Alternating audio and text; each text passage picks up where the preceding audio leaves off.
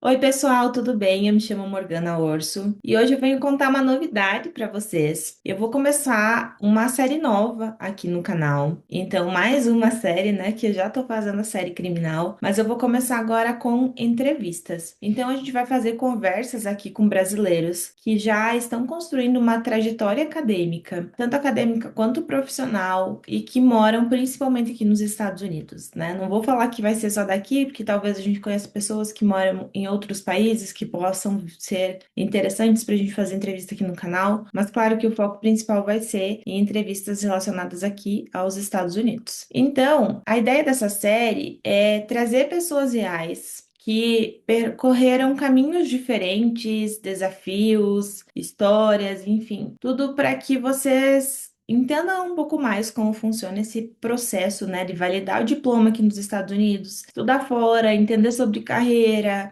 recomeçar por aqui. Então, porque cada um tem a sua história particular, pode ser que vocês se identifiquem mais com a história de alguém que eu chamar aqui para conversar sobre isso. Então, vai ser um pouquinho mais sobre isso, sabe? Esse bate-papo para que vocês consigam se identificar com mais histórias de pessoas que também fizeram esses passos da migração, que estão morando aqui nos Estados Unidos e que passaram aí por vários desafios e que vocês, né, principalmente quem está ainda no Brasil se preparando para vir para cá, estão ansiosos para entender um pouco mais, conhecer essas histórias, enfim, ou até mesmo quem já mora aqui, né? Porque às vezes a gente morando aqui quer saber um pouco mais sobre o caso de hoje, por exemplo, de alguém que estuda em uma universidade americana, faz um PhD e aí vocês estão se preparando para isso. Então, esse vai ser o objetivo da série, tá? E para abrir essa série, então, eu convidei o Felipe. Ele tem uma trajetória muito interessante na área da educação. Vocês vão se identificar muito, assim, com muitas coisas que ele falar por aqui, porque ele tem um currículo incrível. Ele fez mestrado no Brasil e hoje está fazendo o PhD dele aqui nos Estados Unidos. E aí eu quis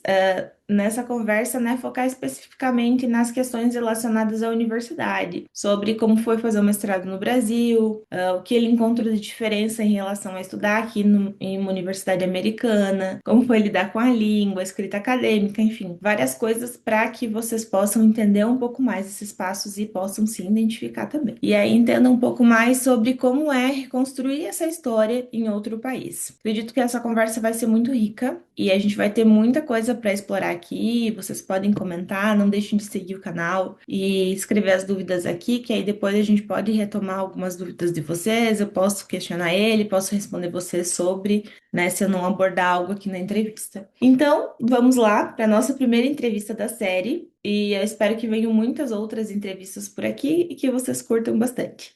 Então, Felipe, primeiro, muito obrigada por aceitar participar aqui dessa entrevista, né? De abrir a série, porque essa vai ser a primeira entrevista da série de entrevistas que eu vou começar a fazer agora. Olha, que responsabilidade, hein?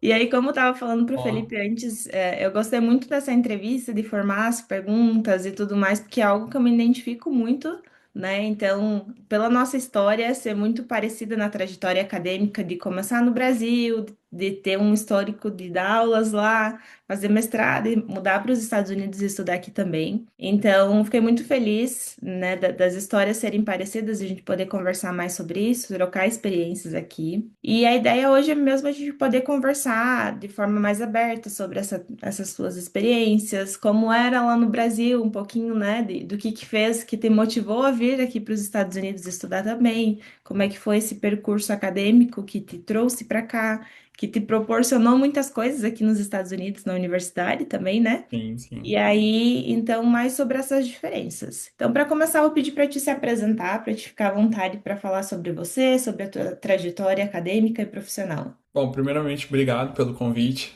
Né? Fico honrado aqui de ser o primeiro dessa série aí, que você está se disponibilizando a conversar com pessoas, né, que têm essa trajetória acadêmica. Fico muito feliz, muito contente pelo convite. Me chamo Felipe Werneck, sou natural do Rio de Janeiro, Brasil. Sou casado há 14 anos, tenho dois filhos. Minha formação acadêmica é na área de pedagogia, educação, né? E desde a minha graduação, desde o segundo período da graduação, eu comecei a me envolver com grupos de pesquisa. Eu sempre me interessei muito por grupos de pesquisa, né? Então, toda a minha graduação eu fui percorrendo em grupos de pesquisa e isso me deu uma base para que eu pudesse já logo após da graduação eu ir para o mestrado, né?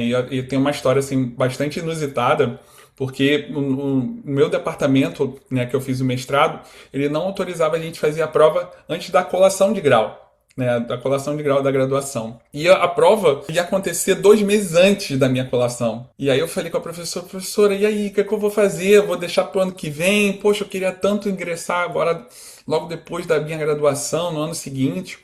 Aí ela falou assim: Ah, Felipe, você escreve uma carta para a coordenadora do programa e você expõe, né, essa situação. E aí eu escrevi, né, botando lá no papel assim que era um desejo muito grande de eu ingressar no mestrado e, né, avisando que eu já, né, já tinha quitado com todas as minhas obrigações, já tinha entregue o meu TCC, inclusive, mas não tinha ainda colado grau. E seria Uhum. mais ou menos em novembro a minha colação de grau.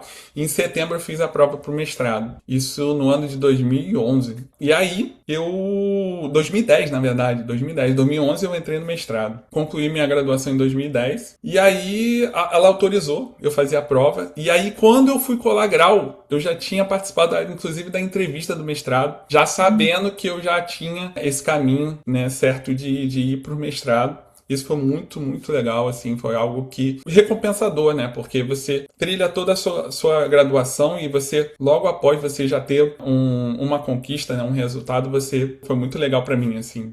E aí Uhum. eu comecei o mestrado, né? Logo após a graduação, 2011, e aí concluí em 2013. E aí, assim, né? Eu vou falar um pouco mais sobre isso, mas o mestrado foi o que me deu a base acadêmica, né? A gente na graduação a gente tem uma formação muito geral. E no mestrado a gente consegue se aprofundar muito mais, né? No meio acadêmico. E aí que eu realmente aprendi a escrever, né? Uhum.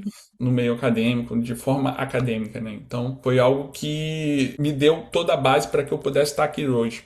E aí concluí o mestrado e aí eu fui pro. Logo também na minha defesa no mestrado, o professor que estava na minha banca, ele trilhou todo o meu caminho do doutorado. Ele chegou assim, ó, você pesquisou sobre isso, a minha pesquisa era uma revisão sistemática sobre a pesquisa em educação nos últimos 30 anos no Brasil, então fez dos anos 80 aos anos, né, 2010, né, eu fiz uma retrospectiva da pesquisa em educação e uma crítica em relação à pesquisa, e o professor chegou e falou assim, ó, cara, seu caminho, Felipe, seu caminho no doutorado já tá definido aqui, ó, eu penso que você pode trilhar esse caminho aqui, e também foi Uhum. uma grande surpresa para mim, porque eu não imaginava que seria tão rápido, né, eu ir do mestrado já pro doutorado, isso eu imaginando que, cara, meu Deus, com menos de 30 anos eu já estaria, né, doutor, com título de doutor. E aí, quando eu fui para casa, assim, logo depois da defesa, eu fui refletindo um pouco mais, estava recém-casado com a Márcia, e aí eu comecei a pensar assim, poxa, se realmente era o caminho que eu queria trilhar naquele momento. Assim, que eu falo também da linha de pesquisa que o professor tinha feito para mim. E aí eu falei, olha, agora eu acho que seria uma oportunidade também de eu ter experiência profissional, né? De eu Uhum. ir para o meio, né, para o mercado de trabalho e poder desenvolver também profissionalmente. E era algo que eu já estava buscando. Logo no mestrado, eu também passei por um concurso para que eu pudesse estar, né, estudando e trabalhando e logo depois do mestrado, eu decidi mergulhar mais no mercado de trabalho. Foi aí que eu fui, né, para um outro concurso que era de oficiais temporários da Marinha do Brasil. Logo depois do meu mestrado, eu já fui para a Marinha e me desliguei desse trabalho que eu tinha como orientador educacional do município ali, perto do Rio de Janeiro, da capital. E aí comecei a trabalhar na Marinha, né, esses 8 anos como oficial temporário. E aí tive uma bagagem profissional também muito grande, principalmente na minha área que hoje estudo, que é a área de tecnologia e educação. Então, Uhum. toda a parte de tecnologia educacional, eu tive essa experiência, essa oportunidade na Marinha do Brasil. Então, lá eu pude trabalhar em diversos setores, uma escola técnica que a gente introduziu o ensino online, né, o ambiente de aprendizagem virtual, e eu estava ali, né, imerso nessa organização, nessa implementação. Então, isso me deu bases, né, para que eu pudesse enxergar já o doutorado. E aí, nesses 8 anos, finalizei meu tempo de Marinha em 2023 E Uhum. aí, antes até, né, já imaginando qual seria o meu caminho pós-marinha, né, já sabendo que a gente sabe que quando a gente entra como oficial temporário, a gente tem 8 anos, né, então a gente já tem que já pensar o que vai ser depois desses 8 anos, né. E aí eu vinha pensando já de voltar para o meio acadêmico, né, voltar para fazer o meu doutorado. E aí eu falei, olha, eu quero trilhar esse caminho, né, no qual eu me identifiquei muito, é algo que hoje, né, só da gente falar, meus olhos brilham, né, e é algo que realmente é muito gratificante estudar algo que você gosta muito, né, isso é muito bom, muito bom. E aí eu falei, olha, agora é o momento. Agora é o momento, eu vou ter um espaço de tempo aqui para me preparar. Então, até 2 anos antes de. Um ano e meio antes de sair da Marinha, eu comecei a voltar a estudar inglês. Porque no Brasil não tem um programa específico para essa área de tecnologia educacional. Né? Você tem até professores que falam, mas você não tem um programa dedicado para isso, como tem aqui nos Estados Unidos, diversos programas. E aí eu falei, ó, agora é o momento, de repente, de fazer um doutorado fora do país. Né? Um grande desafio, não é fácil, né? Você sabe disso. Mas aí foi aí que a história toda começou aqui nos Estados Unidos. Então foi nesse percurso ali da Marinha que você decidiu estudar fora. Sim, pensando já no que seria os próximos passos depois da Marinha. Uhum. E aí eu falei, olha, eu quero fazer um doutorado nessa área. E aí eu comecei a procurar. E aí eu falei, olha, no Brasil vai ser muito difícil. E era algo que eu buscava também fazer algo fora, né, fora do país. E aí eu comecei a entrar nesse mundo do mundo acadêmico, né, da pós-graduação, do PhD aqui nos Estados Unidos. E aí que eu fui entender como é que todo o processo funciona, né? E Uhum. aí eu comecei a fazer os contatos, né? De você começar a buscar os seus programas que você mais que estão mais encaixados com a sua área de pesquisa, com a sua área de conhecimento. E aí que tudo começou para que eu pudesse estar aqui hoje, né? E aí você começa a entrar em contato com os professores que porque eu já tinha mais ou menos uma ideia do que eu queria pesquisar, que é muito na área de mídias sociais, que é a minha área de interesse, de pesquisa. E aí eu comecei a procurar esses professores, e aí entrei em contato com alguns, né, por e-mail, e aí fiz algumas calls com eles, por Zoom, e foi algo assim muito, já um grande aprendizado, né, porque eu nunca tinha feito uma call de Zoom com. Eu já tinha participado de algumas reuniões, tendo que falar em inglês, mas diretamente assim foi algo assim desafiador no início, né? As primeiras eu até gravei, né? Essa é uma dica, né, que eu posso dar aqui para a audiência que está nos assistindo que queira, né, se candidatar para uma aplicação de doutorado e mestrado aqui fora. Geralmente eles fazem essas calls, né? Essas conversas pelo Zoom. Isso é muito comum, muito comum. Eles mesmos se disponibilizam, né, os professores. E o segredo é a preparação, né? né? Mas, assim, duas perguntas que eles fazem sempre é por que você quer fazer o doutorado ou o mestrado e qual é a sua área, né? O que você quer estudar. Então você tem que ter isso muito bem definido. E isso eu já tinha pensado muito, né, no que eu queria. O bom também de você não só viver no meio acadêmico é que você consegue, nas suas experiências profissionais, experimentar várias áreas de conhecimento, né? Sub-áreas de conhecimento. Então foi aí que eu comecei a ter mais claro essa definição do que eu queria de fato fazer no doutorado. Que você precisa ser muito específico, né? Não adianta você. Algumas pessoas vêm falar comigo pelo Instagram ou falando, eu quero fazer um doutorado nos Estados Unidos. Eu, tá, mas qual a sua área? Ah, biologia. Tá, mas dentro da biologia, o que você quer pesquisar? Entendeu? Você tem que ser muito específico. E isso que muitas pessoas não têm essa clareza. Ah, mas o doutorado na biologia? Sim, mas você vai ser um especialista de um determinado assunto. Então, assim, essa clareza eu tive muito por conta da minha experiência profissional. Por isso que eu achei que foi uma decisão muito acertada. Antes de ir direto para o doutorado, né, engatando com o Uhum. mestrado, eu ter essa visão, né, esse panorama um pouco mais detalhado do que de fato eu gostava, né, o que eu gosto de fazer. E aí comecei a entrar em contato com os professores, e aí eu comecei a fazer as calls de Zoom, e aí comecei a me identificar com muitos professores, e aí a professora que eu né, a minha advisor hoje, doutora Vanessa Denning, foi assim, uma conversa muito boa, assim, uma call de Zoom, assim, que eu saí, né, eu gravei, né, para depois rever e até depois mandar um e-mail de follow-up, né, agradecendo pelo tempo, pela disponibilidade. Nossa, eu terminei a conversa com ela assim, uau! Falei assim, gente, que mulher incrível, né? Uhum. Que programa incrível, que programa de PhD, assim, eu falei, cara, é isso que eu tô buscando. Era isso que eu estava buscando. E aí aí ela me deu a oportunidade de participar do grupo de pesquisa dela, mesmo estando no Brasil ainda. Você gostaria de participar, de começar a estar na dinâmica do programa, do grupo de pesquisa? Eu falei, lógico, quero participar e tal. E aí foi que eu comecei a me estreitar mais esse relacionamento. E aí eu fiquei um ano praticamente me preparando, né? Quando eu comecei a pensar em fazer um doutorado, foi mais ou menos em junho de 2023 e eu só fui ter o aceite em abril de 24. Então foi praticamente um ano. E aí é uma dica, né, que eu também deixo aqui para quem está nos assistindo, é sempre se preparar muito, com muita antecedência, né? Uhum. Principalmente na área de inglês, né? Você vai ter que falar em inglês, você vai ter que ler em inglês. Então, assim, você estar já imerso na língua inglesa, você podendo praticar. E hoje, né, a gente tem diversos recursos, né? A gente tem aí a inteligência artificial que você consegue até conversar diariamente, praticando a sua conversação, a sua habilidade da fala, da escuta. E isso, assim, é algo que muda o jogo, porque você já se preparar para algo que está vindo, né, para algo que você vai se disponibilizar a fazer, que é a aplicação para esses programas de pós-graduação, é o que muda o jogo, de fato.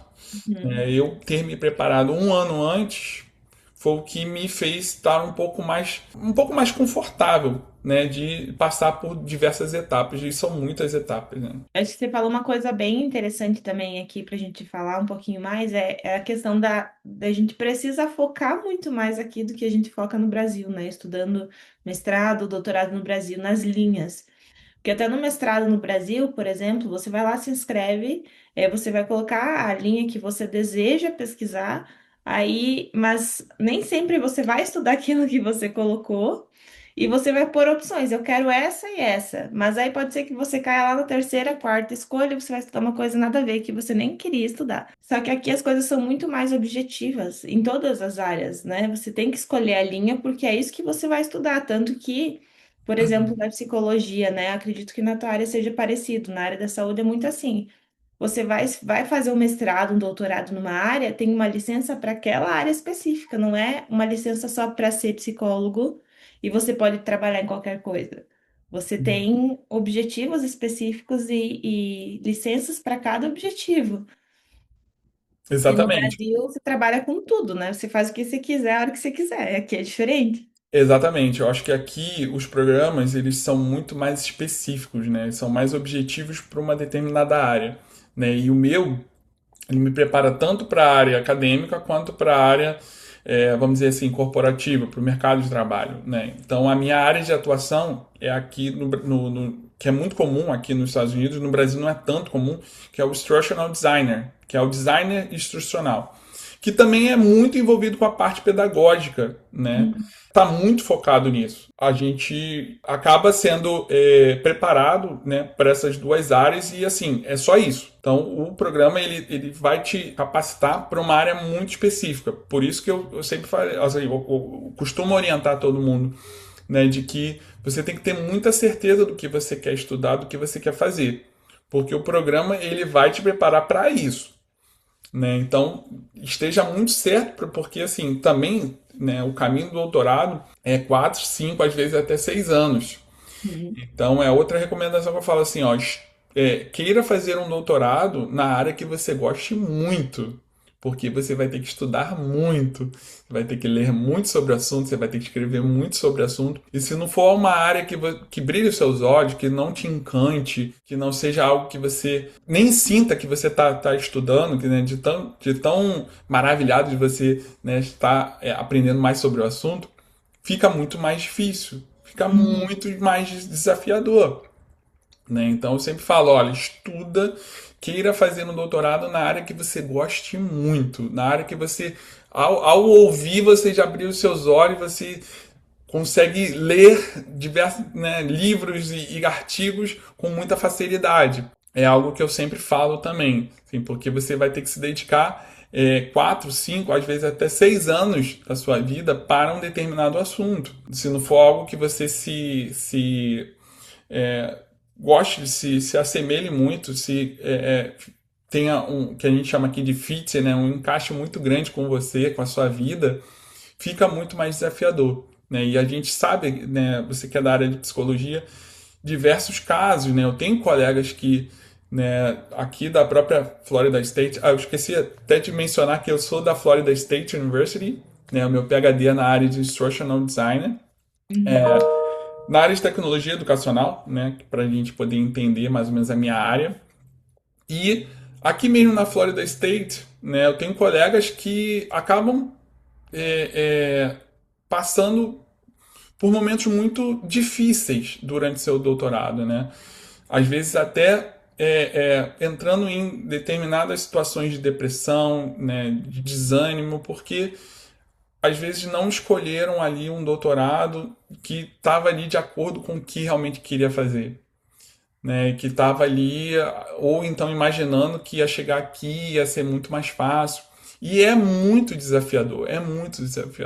Né? A gente está num ambiente diferente, né? Nosso, né, convívio. Você tá tendo que falar inglês, as primeiras semanas é muito desafiador. Né, a gente Uhum. poder estar ali naquela aula e às vezes não entendendo nada. E aí eu tinha que ficar aqui com o meu. Eu gravava algumas aulas para poder até me ouvir depois e tal. Assim, se você não tiver um preparo mental, você não tiver um preparo do que você realmente vai enfrentar aqui, você pode ser acometido aí por, né, de estar assim muito vivendo crises, né, e muitos assim é muito comum você ver colegas assim no meio do doutorado assim extremamente em crise com por não estar suportando mais o desafio de não ter, não sei se era isso que eu queria fazer. E aí vem aqueles questionamentos que são, né, um looping, porque você não chega a uma conclusão. E isso é muito ruim. Né? Eu não aconselho a ninguém, porque eu já vi casos de aluno ter que ir uma ajuda psicológica para poder suportar o doutorado.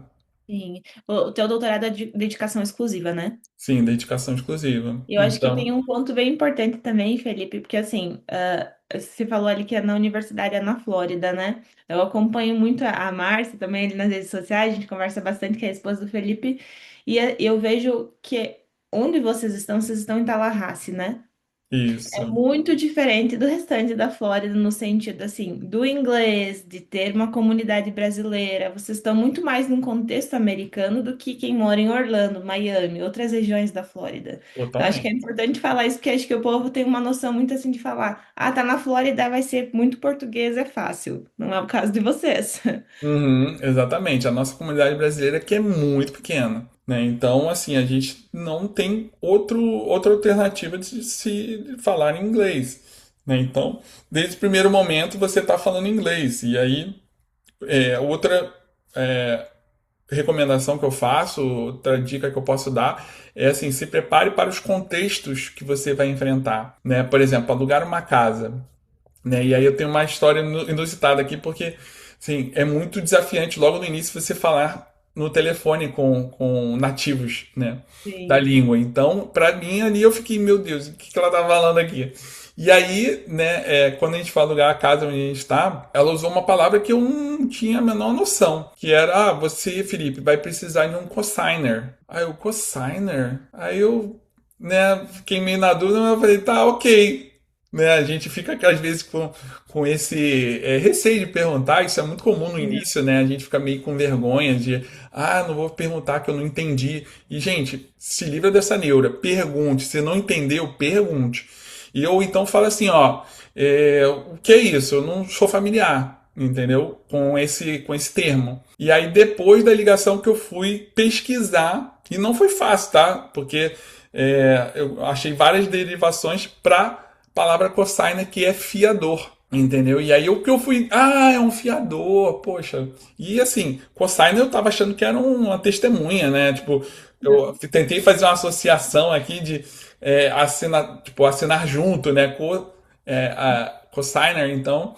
Aí eu, assim, é algo que você vai ter. Vocabulários que você tem que se preparar que não são usuais, às vezes, do nosso dia a dia, mas para eles aqui é muito comum. Né? Ela tava falando como se eu tivesse já sabendo que era um cosigner, que era um fiador, entendeu? E aí, assim, são esses contextos que, se você se preparar um pouco mais, você não fica tão, né, perdido, se sentindo assim um peixe fora da água logo nos primeiros dias que você está aqui, porque é realmente muito desafiador. E para ti, assim, em relação ao inglês, né, no começo, o que que foi mais difícil dentro da universidade? Foram as aulas ou a escrita? O que que você achou mais?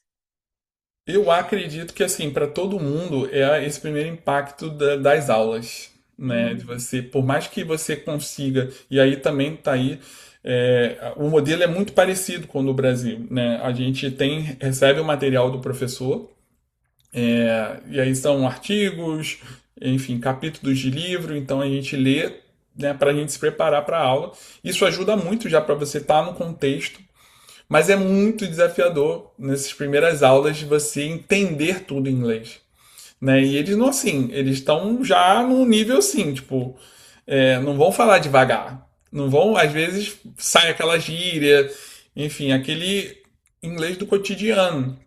uhum, E nos primeiros momentos você fica assim, aí vem a síndrome do impostor, que muitas vezes isso acontece principalmente no início. Isso acontece muito de você falar assim, cara, eu acho que eu não estava pronto. Cara, eu não acho que não era o momento de vir ainda.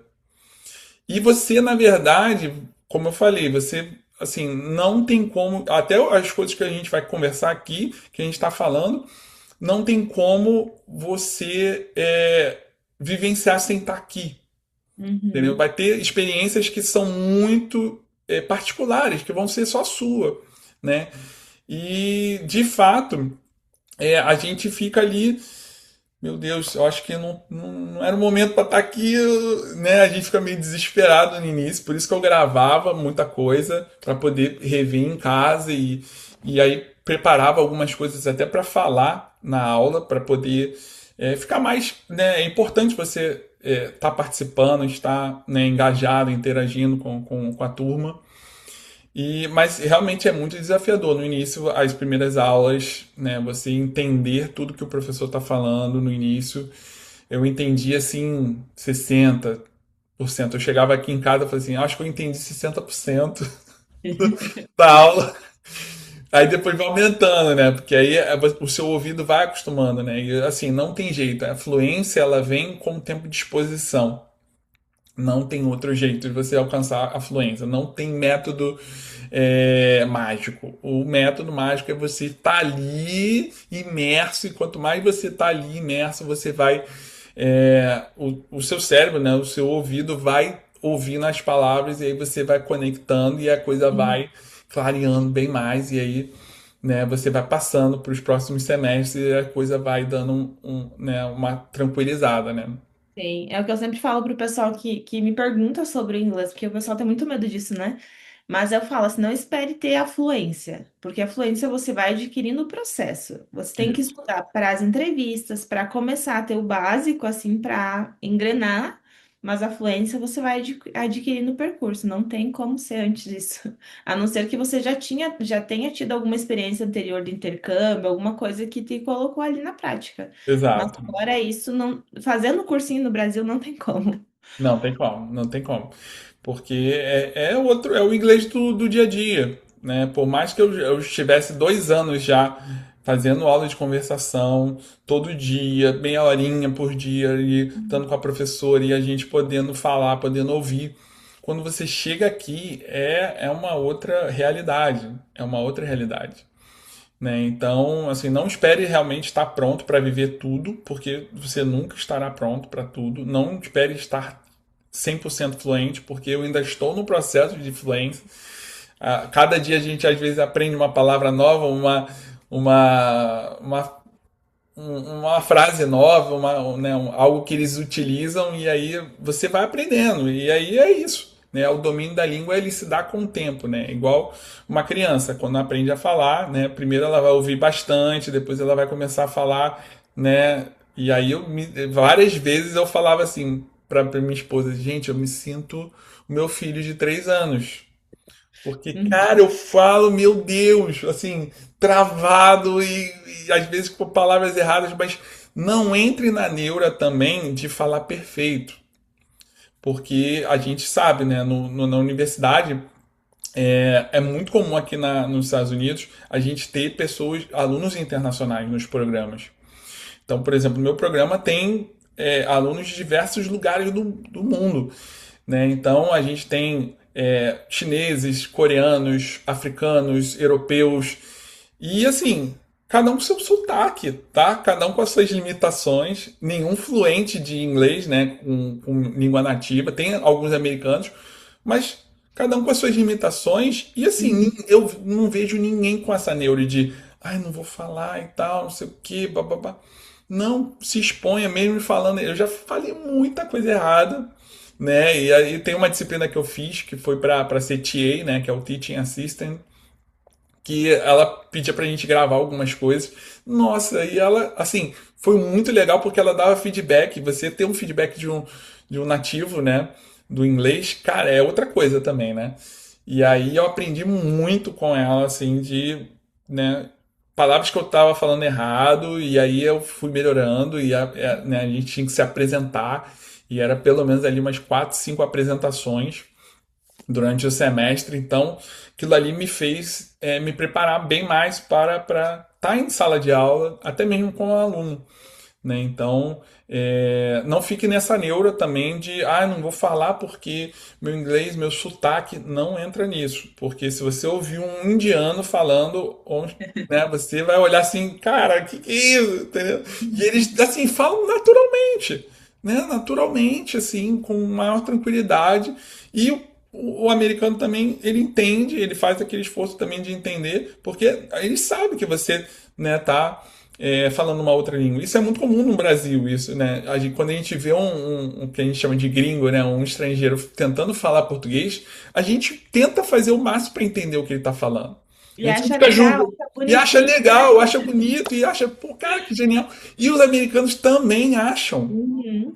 A gente fica com essa neura de, ele vai achar que eu sou, né, pô, vim pra cá e não sei falar inglês. Cara, ele não, ele fica ele acha o máximo você tá tentando falar a língua dele, né? Como é no Brasil, assim, a gente fica ali se esforçando e muitas vezes a gente vê o americano tentando se esforçar para, cara, não, deixa eu entender o que que ele tá falando aqui.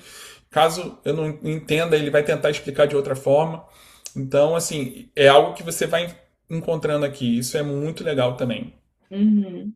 Eu acho que assim, isso dos professores de apoiarem e tal, é uma coisa que é muito comum, né? Eu tive uma experiência um pouco diferente no meu mestrado, porque eu fiz um mestrado mais profissional na área criminal aqui para trabalhar no estado, né? Uhum. Então, eu era a única estrangeira da minha turma. Ah, As outras pessoas, assim, todos trabalhavam já na polícia, em contextos criminais aqui já estavam inseridas na área e todos uhum, americanos ou filhos de imigrantes, mas que nasceram aqui. Então, em uhum, inglês, uhum, né? E aí eu ficava com muito medo no começo de apresentar, de falar e tal, pelo que os outros iam pensar. Até que um momento uma professora minha falou assim, pare de pedir desculpa pelo teu inglês no final das apresentações. A gente tá uhum. te entendendo perfeitamente, tá tudo certo, só continua. E se eles não entenderem, eles vão perguntar. Sim. Fique tranquilo que eles vão perguntar. É isso, assim. E eles não dão risada, não ficam debochando, né? Nada Não, de disso. maneira São, nenhuma. são De maneira super nenhuma. tranquilos com o inglês. E assim, esse contexto da universidade, eles sabem, né?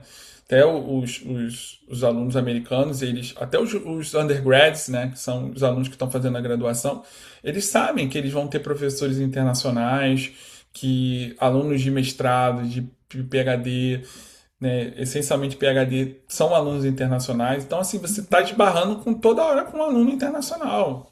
Seja no corredor, no restaurante, enfim, em qualquer lugar, você está né, lidando com isso. E eles já são acostumados com isso, né? Então é algo que às vezes a gente no Brasil não tem muito, né? Por exemplo, às vezes tem só um ou outro, né? Por exemplo, lá na UERJ, né, que é a Universidade do Estado do Rio de Janeiro, foi onde eu me formei. Assim, eu tinha às vezes um argentino, um africano, mas assim, não era muito comum ter aluno internacional, né? E Uhum. aqui você enfrenta, assim, você logo quando você chega, você já aonde você olha tem um aluno internacional, Sim. né? E aí, assim, no início você fica assim, caramba, olha isso, né? É algo que, assim, eu não estava tão acostumado, né, de estar. Hoje eu trato naturalmente, eu estou na mesma mesa aqui, tem um chinês, um coreano, um europeu, um africano, um latino-americano, entendeu? E a gente tá ali falando a mesma língua e conversando. E hoje, assim, eu já consigo já ter naturalidade, né? Porque às vezes você fica assim, caramba, o que que eu posso fazer, né? O que que eu não posso fazer? E assim, existe, né, uma cultura assim muito universal, que é a cultura do respeito, que é a cultura, né, de você ser humano, né? Tipo, não tem algumas particularidades, mas assim, é algo que a gente consegue tranquilamente conviver e assim, Uhum. sem nenhum problema. O que eu vou falar agora não é falar mal da cultura brasileira, dizer que é ruim isso, mas acho que o mais legal disso tudo é você se permitir conhecer outras culturas também, né? Tá ali com um povo de todo lugar do mundo e não se prender só às pessoas que são do Brasil, porque às vezes o brasileiro chega aqui e acaba fazendo isso, né? Entra ali na cultura brasileira, com comunidade brasileira e fica ali e É porque é acaba mais não vivendo. confortável, né? É, mas aí não vive a cultura nem aqui do país e nem conhece outras possibilidades, né? Exatamente, principalmente quando você vai para uma cidade como Orlando, que você nem precisa falar inglês, né? Uhum. Miami, aqui a Flórida é um pouco disso, né? Às vezes lá em Massachusetts, Boston, tem alguns é, recantos assim que são muito de brasileiro, né? Então é muito confortável, né? Você Uhum. continuar só ouvindo português, falando português com a comunidade brasileira é muito confortável, né? Mas se você, né, tá se disponibilizando a vir para os Estados Unidos, né, estudar numa universidade, você tem que estar aberto a isso, a Uhum. se interagir com outras culturas, com outras pessoas e assim e no todo, assim, é muito interessante, sabe? É muito legal você saber que, cara, tem gente de tudo quanto é lado, assim. Principalmente no Summer, quando às vezes a gente faz um zoom, cara, o cara tá 11 horas da noite lá na Coreia do Sul, entendeu? Enquanto tem outro aqui, né, 11 horas da manhã, aí o outro tá na África, 5 horas da tarde. Então, assim, você olha assim, cara, é gente do mundo inteiro. E assim, é algo que o americano ele dá muito valor, assim, do que também vem de fora, Uhum. né? E é algo que a gente precisa entender também. Cara, o que que eu posso aprender com essa galera aqui? Com o pessoal de outras realidades, de outras culturas. E aí quando você começa a conviver, você vai entendendo muito da lógica, né? De como o povo, né, pensa. E é muito legal, assim. É algo que me deu assim uma experiência muito nova e muito recompensadora assim de você tá num ambiente, mas cara, como se estivesse né, em outros países ao mesmo tempo. É muito legal. E aí, na aplicação que você fez pro PhD, você fez o TOEFL, né? Eu fiz o TOEFL, eu fiz o Duolingo.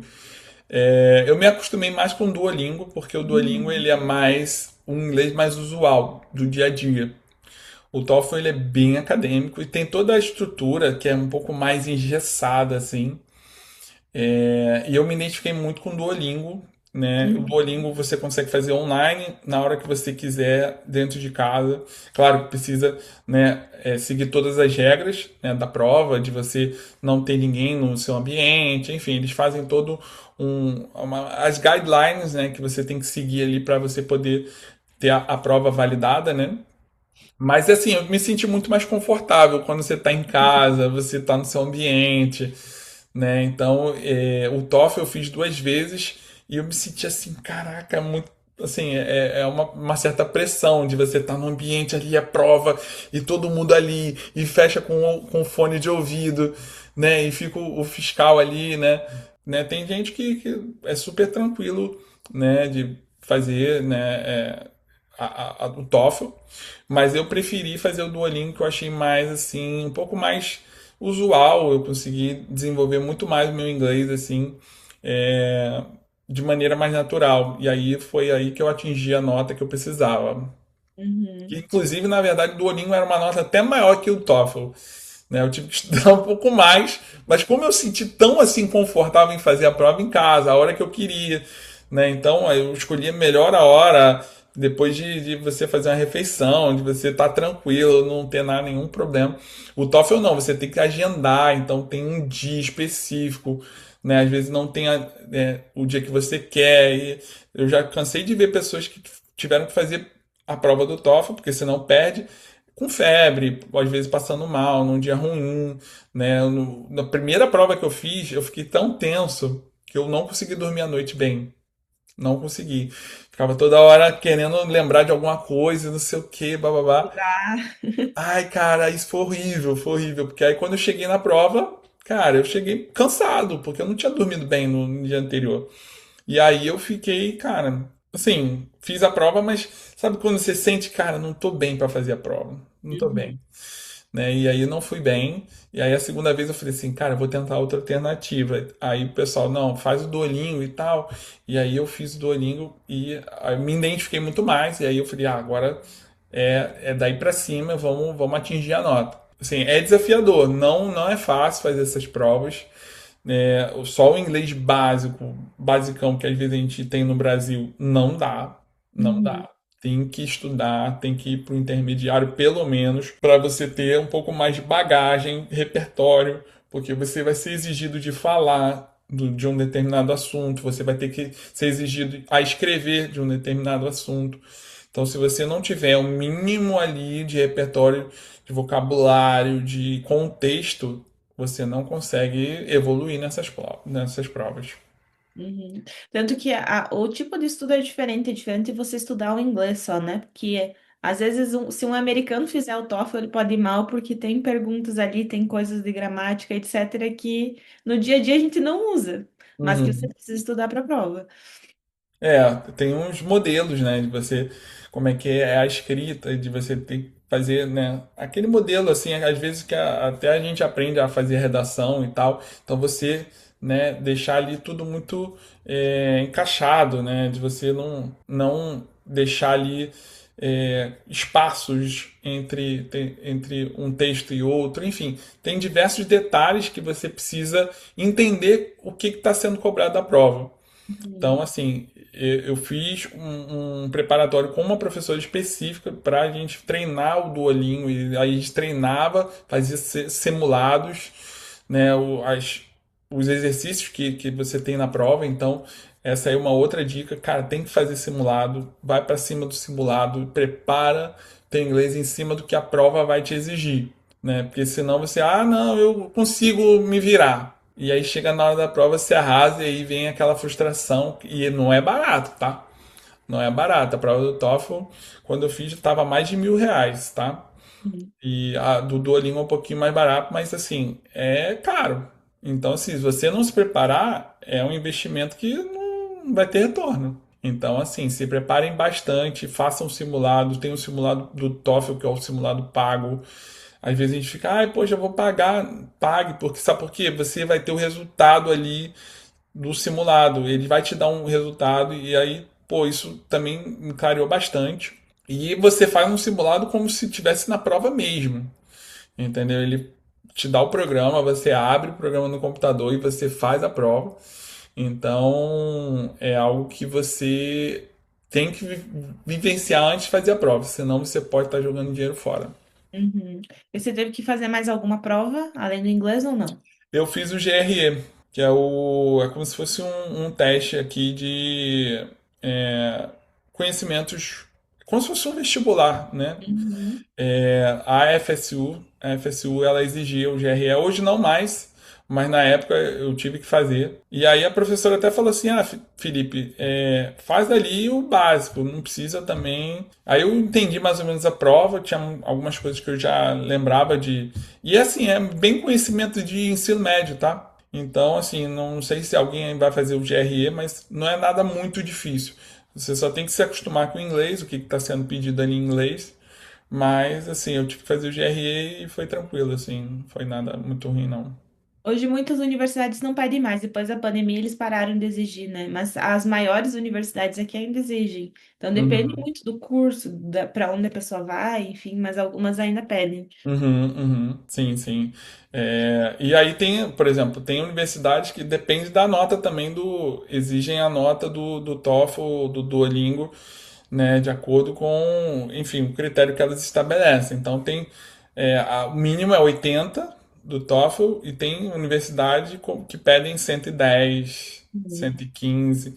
Então o nível é bem mais exigente, né? Geralmente são as Ivy Leagues que pedem, né, um nível assim muito mais abrangente, mais rigoroso no nível do inglês, né? E Felipe, você acha que o teu mestrado no Brasil te preparou para o doutorado aqui? Sim, acredito que sim, né? Foi fundamental eu já entender como é que funciona a dinâmica acadêmica, né? Da vida acadêmica, né? Então, eu aprender a escrever um paper, um artigo, Uhum. né? Só a minha dissertação do mestrado já foi algo que a minha professora é muito rigorosa, né?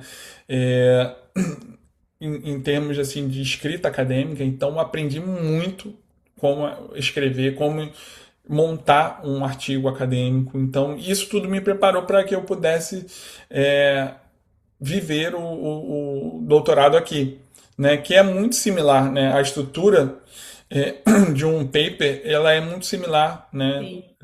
É uma linguagem universal, né? Então, me deu bases para que eu pudesse estar, né? E às vezes a gente às vezes reclama um pouco, né, das universidades do Brasil, mas pelo menos a Universidade do Estado do Rio de Janeiro, assim, nossa, ficou, assim, me deu uma base muito forte para que eu pudesse estar aqui, né? Uhum. Então, assuntos que eu aprendi até na graduação, como teorias da aprendizagem, psicologia da educação, Uhum. eu revi aqui e eu só relembrei, né? Quando você vai, eu falei, caramba, eu aprendi isso aqui tudo, né? E realmente me deu uma base para que eu pudesse estar aqui, né? Então, às vezes a gente fica ali com aquele estigma de que a universidade brasileira é fraca, mas as universidades não são, tá? Elas dão uma base muito forte e aí isso te ajuda muito se você está na mesma área, já conseguir se ambientar muito mais no seu doutorado, no seu mestrado, né? Uhum. Então foi algo que realmente assim fez toda a diferença. Fez toda a diferença fazer o mestrado no Brasil. Para mim, a maior diferença, assim, eu também acho que o meu mestrado me ajudou muito do Brasil aqui, para escrita, para tudo, como você falou, mas a maior diferença que eu senti foi na exigência semanal. Que no Brasil a gente tem datas, né? Tipo, a gente sabe que vai ter três, quatro trabalhos lá no semestre, tem que entregar um trabalho final geralmente maior, é isso. Aqui Uhum. toda semana tem trabalho para entregar. Tem, Você tem. tem artigo para ler, você vai ter que entregar um paper daquele artigo. Então Uhum. é muito mais assim, exigência para você estar presente, estar estudando e estar lendo aquilo. Os assignments, né? A gente costuma falar never ends, né? Nunca Uhum. terminam.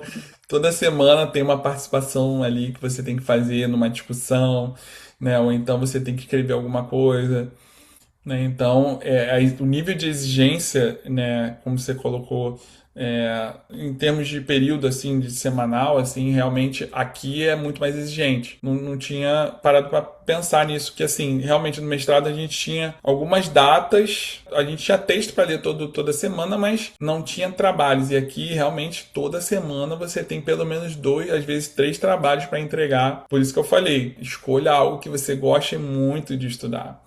É. Porque você vai ter que fazer muita coisa, né? Vai ter que ler muita coisa, vai ter que escrever muita coisa, pesquisar. E assim, se não for algo que você goste muito, vai ser um sacrifício muito grande. Então, assim, você vai ficando desestimulado e aí a coisa, né, não funciona. É algo que você também precisa ter uma saúde mental que é muito exigente. né? Como a Uhum. gente colocou, se você não se preparar para isso, vai ser muito mais desafiante, entendeu? Então, é algo que você precisa pensar muito. Eu lembro que no Brasil era aquilo, assim, eu tinha os artigos para ler toda semana, mas vai da tua consciência de você ler ou não, né? Você sabe que precisa aprender, mas se você não leu, tá ok, você vai para aula, não vai ter problema nenhum.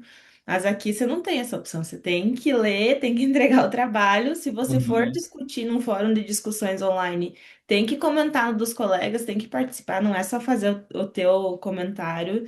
E tem uhum. uma exigência no número de participação que tem que ter. É um negócio muito mais assim elaborado. Até às vezes no meu eles colocam datas. Então, para fazer o primeiro comentário tem que ser de segunda a quarta, o segundo de quarta a sexta, para saber que você tá lá mais dias da semana lendo e participando. E não Uhum. pegar com tudo de uma Isso vez. aí foi uma diferença, realmente, assim. Aqui eles querem que você esteja muito engajado com o curso. Isso. Não é você entrar uma vez por semana na plataforma lá, que é o Canvas. Ah, beleza. Entrei segunda-feira, agora só na outra segunda. Não é assim que funciona. E a estrutura basicamente é isso. Se você tem um fórum de discussão, você tem que fazer o seu post na terça-feira. Aí até quinta-feira você tem que estar pelo menos respondendo dois posts dos colegas e mais, né, até sexta-feira ou sábado você ter mais dois posts aí para você concluir. Então, assim, realmente é uma rotina que eles querem que você tenha dentro do curso. Não é nada muito solto, sempre tem tarefa semanal. Então, assim, é muito. Por exemplo, no Summer tem alunos que preferem não. É opcional. No nosso programa, assim, você pega ou não. E tem alunos Uhum. que preferem não pegar porque sabem que vão ser exigidos, né? Que vão ter que todo dia estar lá. Eu sei, é o meu segundo Summer, eu peguei, assim. E a gente fez algumas viagens e tá tudo certo. Mas assim, levei o laptop, entrava lá, no dia que tinha que mandar, eu entrava e mandava. E assim, você precisa ter um engajamento semanal, senão você não consegue lograr êxito no seu curso, entendeu? E com os professores, você sentiu alguma diferença? Não, assim, é muito parecido com o Brasil. A gente tem essa questão hierárquica também muito, muito forte nos Estados Unidos. Eu via isso muito também na universidade pública no Brasil. Uhum. Aqui a minha professora, né, que é um amor, assim, ela deixa até a gente chamar pelo nome. Ela, somos todos adultos. Se você quiser me chamar de Vanessa, você chama. Mas por um critério de respeito, né, a gente acaba chamando, né, Dr. Vanessa, né? Ou seja, a gente chama todos os professores de doutores, né? Até para, né? De fato, é uma valorização, né? Tanto da presença dele, do título que ele conquistou, e essa hierarquia ela fica muito clara nisso. Mas os professores são muito, assim, eu não sei se eu posso falar da minha realidade, né? Do meu programa, mas eles são muito acessíveis, sabe? Toda hora eles falam assim, ó, qualquer dúvida manda um e-mail, qualquer problema mande um e-mail, né? Tem as office hours, né? Que são as horas de escritório que o professor se disponibiliza para que, se você precisar bater um papo, você vai lá. Então, isso daí foi algo que foi muito legal. Assim, eu não tinha tanta abertura com os professores no Brasil. Assim, só os professores, né? Né, minha orientadora, né? Professores muito mais próximos ali, mas aqui você se sente assim muitas vezes abraçado por esses professores, né? Eles deixam muito acessível ali para que, se você quiser, e eles adoram, assim, se você procurar o professor na office hour dele, é um ponto a mais que você ganha, tá? E aí você bate um papo ali com ele, professor, eu quero a sua orientação para isso, o que que você acha disso? Eles adoram isso, adoram, né? Então, a única assim diferença que eu senti muito aqui foi essa acessibilidade assim ao professor. Eles deixam um canal muito aberto para que assim qualquer coisa que você esteja passando, para você comentar com eles, para você pedir orientação, isso é muito legal. Eu acho que eu também sinto isso, e eu acho que o mais legal disso é perceber que você se sente muito próximo, tem esse canal acessível, né, para contato com o professor, para mandar e-mail, eles têm dias para te responder, você não vai ficar um mês ali esperando resposta, Uhum, uhum, mas, ao mesmo tempo, tem essa hierarquia muito grande de respeito. Porque eu via que no Brasil faltava, às vezes faltava muito respeito das pessoas com os professores. E aqui uhum. eles respeitam muito mais o professor. Pelo menos nesse nível de mestrado e doutorado, né? Não, e até a graduação, né? Eu vejo Uhum. muito respeito, assim. Já fiz algumas aulas como TA, acompanhando undergrads. Nossa, Aham. eles têm um respeito assim muito nítido, né? Você consegue ver o respeito deles com o professor, né? Então, assim, é algo que chamou atenção aqui nos Estados Unidos, assim, foi algo que eu gostei muito de ver, assim, realmente esse cuidado que o aluno tem em ter esse respeito com o professor, assim, foi algo muito interessante você viver, né? Que é algo que faz parte, né? E assim, é uma preparação, a universidade sempre é uma preparação para o que você vai enfrentar no mundo. Então, você vai ter a hierarquia no mercado de trabalho, aonde você for, você vai ter pessoas acima, pessoas abaixo. Então, você ter esse respeito com todas as pessoas, assim, é algo que é muito legal aqui, né, de se ver. A gente vê muito esse cuidado deles, assim, de toda a universidade, respeitar muito os alunos, respeitar muito os professores. Você se sente, né, pertencente a essa comunidade acadêmica, né? Apesar da gente não ser daqui, né, ser aluno internacional, eles fazem o máximo para que a gente possa estar incluída, sabe? A gente consegue sentir esse esforço deles de incluir, né, de Uhum. inclusão. Então, é algo muito interessante. Eu não sei se. Eu acredito que muitas universidades, porque eu vejo muitos colegas que entraram junto comigo em diversas outras universidades, eles sentem isso também, né? De vamos tentar trazer esse aluno para cá, né? Por mais diferente que seja a cultura dele, a realidade dele, vamos trazer ele para que ele possa de fato vivenciar isso aqui, né? E assim, eles, né, são muitos eventos, são muitas, né, propostas de que você consiga, né, de engajamento com a universidade. Então é muito legal isso. Uhum. E para ti, assim, Felipe, tirando não só da universidade, mas no geral, assim, eu chegar nos Estados Unidos, qual que foi a parte mais desafiadora? Bom, botando assim na prateleira assim, por níveis, eu acho que o inglês é algo muito desafiador. Dependendo da cidade onde você está, como a gente falou, você não tem outro jeito, né? As pessoas não vão falar em espanhol, não vão falar, né, outra língua que não seja o inglês. Então, tem coisas que você vai ter que resolver, não tem como, né? Seja a sua casa, seja a internet que você vai colocar na sua casa, seja uma consulta que você vai ter que ir ou levar o seu filho, a escola do seu filho. Então, tudo você vai ter que estar imerso no inglês. Então é algo que você vai ser muito desafiante no início, mas é algo que você vai adquirindo com o tempo. Então fique tranquilo, mas se prepare para isso. Outra Uhum. coisa que a Marcinha pode depois até entrar mais em detalhes, falando da organização financeira que você tem que ter para quando você chegar aqui, né? Né, a gente sabe que o dólar para o real, né, é 5 vezes. Então, a gente tem que se preparar financeiramente também para estar aqui. Montar uma casa do zero não é assim, você vai ter que gastar bastante dinheiro. Então, se prepare também financeiramente para isso. E aí um detalhe muito importante, né, que eu aprendi, né, quando eu estava nesse processo de aplicação, principalmente quem vem com família, né, aí tem a universidade que concedem o visto F de estudante, tem o visto J que concede ao cônjuge trabalhar, né? Uhum. Mas não, assim, tem universidade, por exemplo, a FSU só concede o F para o aluno de PhD. E outra coisa que você tem que entender, se você está vindo com família, a bolsa ela é para os gastos essenciais, Uhum. tá? Então, assim, se você vem com uma família grande, né, 2 filhos, como eu vim, escolha cidades pequenas com baixo custo, né? Por exemplo, se você for para um estado que é um pouco mais oneroso em termos de impostos, como Califórnia, como Nova York, você vai impactar muito o seu orçamento.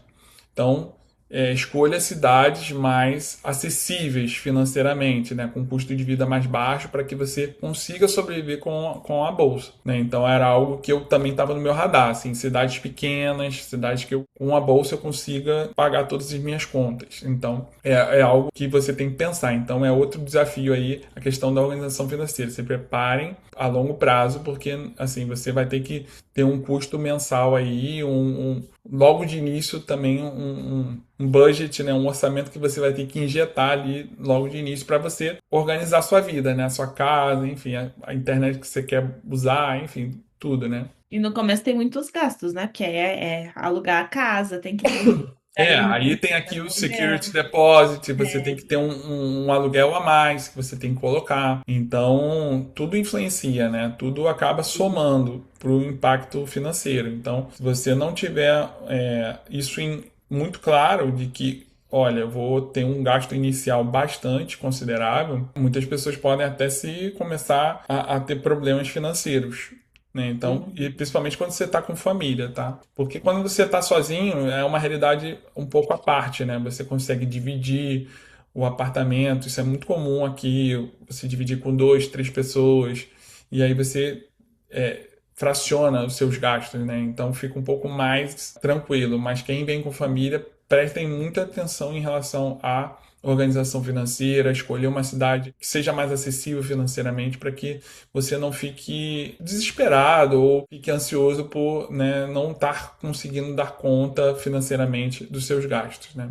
Essa parte financeira, se não tiver organização, é uma das que mais causa problemas mentais depois também, né? Ali Exato, no porque percurso. acaba trazendo ansiedade, né? Porque você fica muito ansioso, porque é aquilo, né? As contas vão chegar e aí você não consegue, e aí você às vezes vai ter que entrar no, né? E às vezes a gente entra em algumas armadilhas aqui no início de financiar carro, de pegar um plano de internet e o celular que vem junto, que a gente sabe que não. Gente, nos Estados Unidos não há almoço, nem no Brasil, né? Mas aqui também não há almoço grátis. Então, assim, não fique imaginando que a operadora tá te dando um iPhone de graça. Uhum. Entendeu? Em determinada, tem uma, duas, três operadoras que eles falam: não, o seu iPhone vai de graça. Só que você fica preso 36 meses, são É. 3 anos pagando um plano muito mais acima do que você vai gastar, que isso aí vai dar uns 3 iPhones, entendeu? Então, no início a gente não tem o credit score, né? A gente não tem ainda conta no banco, então a gente, se for pegar um financiamento de carro, você já vai pegar uma taxa de juros muito maior. Então tem que se ter muito cuidado com isso, porque às vezes a gente fica entrando, não, é o jeito que tenho, então eu vou fazer, e assim, eu demorei quase um ano para ter carro aqui nos Estados Unidos, para Uhum. poder me organizar financeiramente, para quitar meu carro, porque senão você vai pegando financiamento aqui, se enrolando com conta ali, quando você vê, vira uma bola de neve, e aí, enfim, aí o seu, né, se você ainda tiver uma reserva no Brasil, você vai comer toda essa reserva e aí pode ser muito perigoso, né? E aí você entra numa situação aí, numa espiral descendente e aí, cara, é aquilo. Aí vem a ansiedade, vem problemas psicológicos e aí, assim, é algo que você tem que ter muito claro na sua cabeça. Se você principalmente vem com família, se organize muito bem financeiramente. E tem alguma coisa assim que você gostaria que tivessem ter dito ou ter explicado antes de você fazer a mudança? Bom, assim, tem coisas que você só, como eu falei, assim, tem coisas que você só vai viver aqui. Sim, é muito particular, né? De cada cidade, de cada ambiente. Então, assim, é, era algo que eu escutei muito, foi assim, né? Se prepare financeiramente, prepare seu inglês, tente ao máximo entender a realidade e a cultura americana, porque tem coisas que, assim, são um pouco diferentes. No geral, 90% das coisas são muito parecidas, né? Principalmente aqui na Flórida, em termos de clima, ambiente, é muito parecido. O clima aqui é muito parecido com o do Brasil. Mas dependendo de você estar mais ao norte, mais ao oeste, tem particularidades que eu nem sei mencionar aqui, mas pode ter uma questão da neve, então você tem que se preparar para isso, que a gente às vezes no Brasil não é tão acostumado com neve, né? Você pode falar um pouco mais sobre isso. Mas assim, tem coisas que você só vai vivenciar aqui. Mas eu tentei o máximo me preparar e ouvir e estudar sobre o assunto. Quando eu soube que eu ia vir para Tallahassee, eu tentei procurar o máximo de informações de Tallahassee para saber quais os melhores, os melhores bairros, os bairros que eu pudesse, né, ter, tá próximo à universidade, que fosse, né, logisticamente totalmente viável para mim, para que eu pudesse me deslocar sem maiores Uhum. problemas, porque aqui nos Estados Unidos não é tão fácil o transporte público, né? A universidade até disponibiliza ônibus para os alunos e tal, mas assim, são determinados horários, então você não tem uma flexibilidade. Então, pense nessa logística também, né? De você estar mais ou menos próximo à universidade, aonde você vai ter que fazer as suas coisas, para também não ter que se deslocar muito, precisar de carro toda hora, entendeu? Então, é algo que você pode também pensar. Mas tem coisas que, assim, por mais que a gente fique horas aqui falando, vai ter uma particularidade que a pessoa vai viver que ela, assim, a gente nunca presenciou, né? Então é sempre tá. Um detalhe importante, né? Uma dica importante. Eu acredito que quase todas as cidades nos Estados Unidos devem ter um grupo do WhatsApp de brasileiros.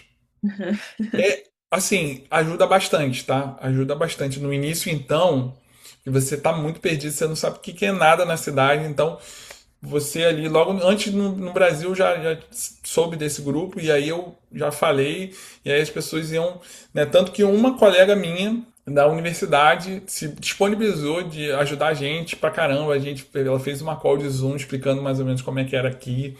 E Uhum. ela deu todo o suporte pra gente, até foi buscar a gente no aeroporto, foi assim sensacional. E graças a esse grupo do WhatsApp, assim, que a gente teve muita ajuda no início, por exemplo, coisas que a gente teve que comprar, por exemplo, sofá, e aí a gente não tinha entrega, mas sabia que tinha um brasileiro que trabalhava com mudança e essas coisas, então a gente conseguiu ter muito apoio ali no grupo de brasileiros. E precisa, às vezes, né? Assim, você precisa ter esse apoio.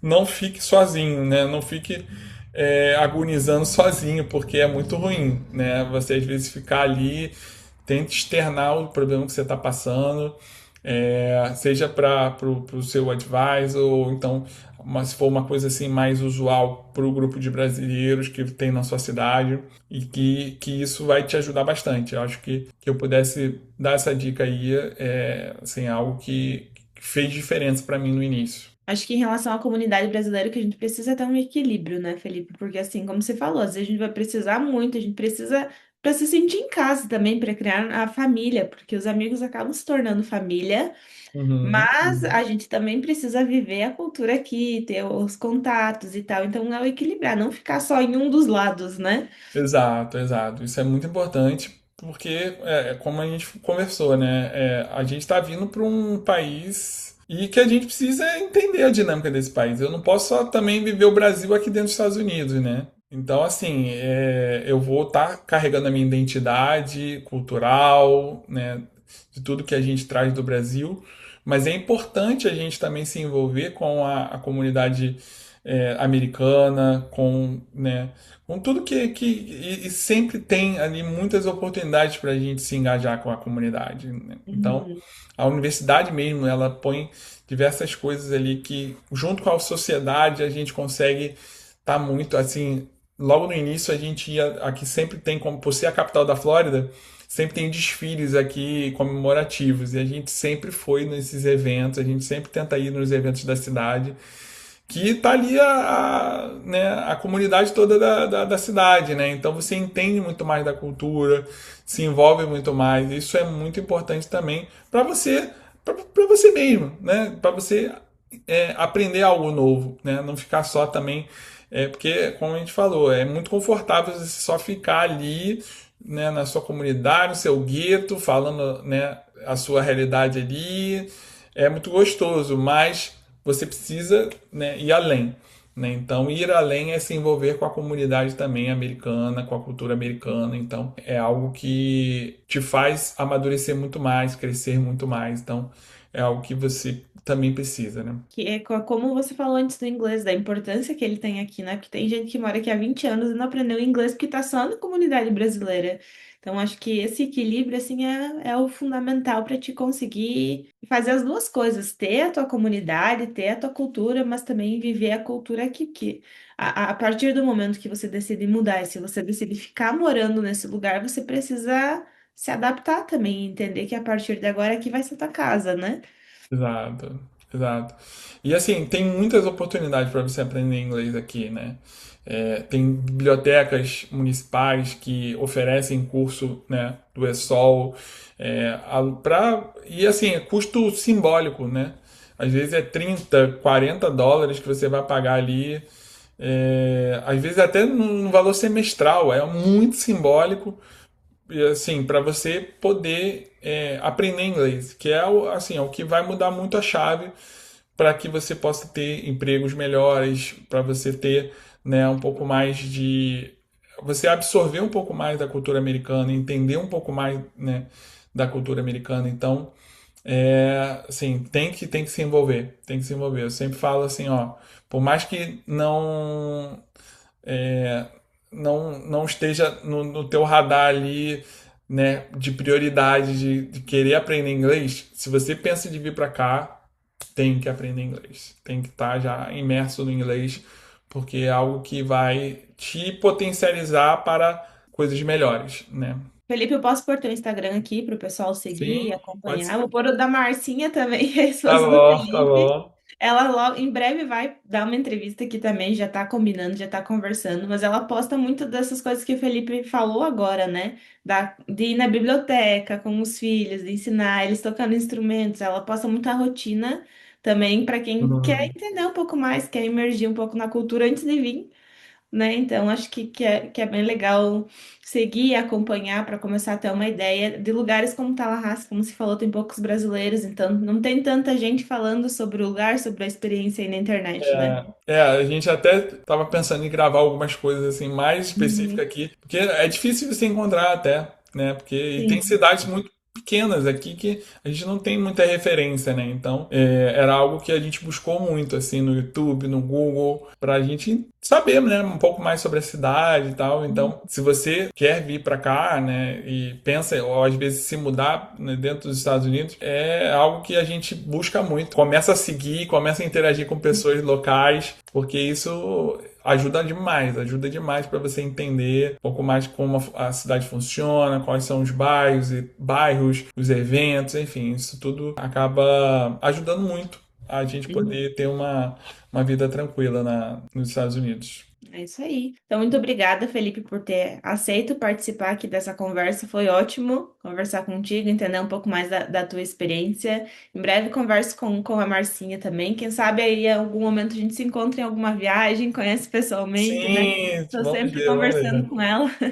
É isso aí. Muito obrigado pelo convite. Né, fico aqui muito lisonjeado de poder passar um pouquinho a minha experiência, né? E quem quiser me procurar, fique muito à vontade, né? Vou deixar aí meu Instagram. Se quiser entrar em contato, né? A gente gosta muito de ajudar, tanto eu quanto a Marcinha, a gente está sempre apoiando assim pessoas que querem vir para cá, pessoas que, né, já estão aqui.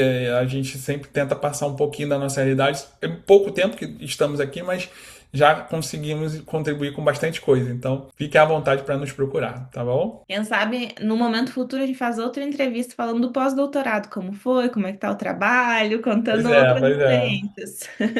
Esse é o caminho. Esse é o caminho. Assim, eu quero muito ir para a área acadêmica, né, Uhum. continuar na área acadêmica. Então, ou pós-doc ou uma posição já de faculty. Então, vamos ver, né? Daqui a uns anos aí, pode ser que, né, eu já possa passar essa experiência aí de como é que foi esse processo.